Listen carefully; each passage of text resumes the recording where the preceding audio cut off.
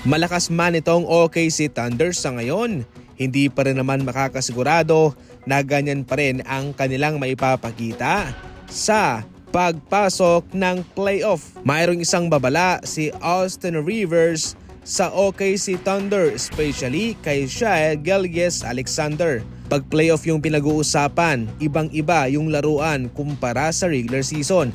Ayon pa kay Austin Rivers, sa pagpasok ng playoff, especially para sa OKC Thunder, kung hahayaan nila yung kanilang kalaban na pisikalin itong si Shai Gilgeous-Alexander kung saan hindi siya sanay, siguradong siya'y mahihirapan. Napaka-obvious na isa sa mga target ng kanilang mga kalaban ay pilayan itong si Shai Gilgeous-Alexander. Hindi naman sa literal na babalian ng buto, pero syempre yung presensya babawasan.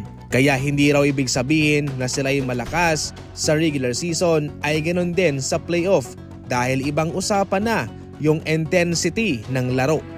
Seryoso ang kinakaharap sa ngayon ng Denver Nuggets sa injury ni Nikola Jokic. Sa kanilang laban kontra Rockets mga idol, etong si Jordan ang ipinasok ni Coach Michael Malone at for the first time ito'y nakatanggap ng mabigat na minuto.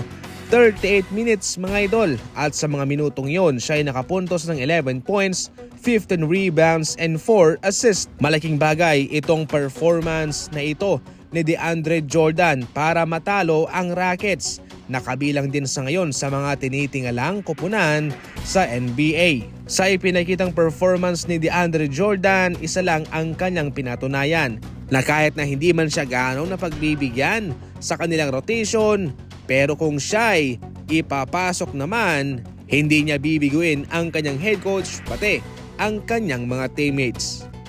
Marami ang nagsasabi na tila takot raw itong Miami Heat mga idol sa pagbabalik ni Jimmy Butler bilang isang Golden State Warrior sa kanilang home court mismo. Ngunit para mismo kay Hero, hindi naman daw ito big deal para sa kanila kung saan ito'y kanilang itinuturing na parang isang normal na laban para sa kanila. Sapagkat marami pa naman daw silang dapat pagtuunan ng atensyon at dapat ayusin sa kanilang kupunan. Sa kabuuan, ito'y parang regular game lang daw para sa kanila. Pero iba naman para kay Bam Adebayo dahil para sa kanya ay siguradong magiging intense daw ang laban na ito sa pagbabalik ni Jimmy Butler bilang kalaban nila sa kanilang home court mismo. Galing sa panalo itong Miami Heat mga idol, kanilang naputol na ang kanilang 10-game losing streak. Samantalang itong Golden State Warriors naman, kahit na sila'y natalo, mainit pa rin sila at mayroong momentum.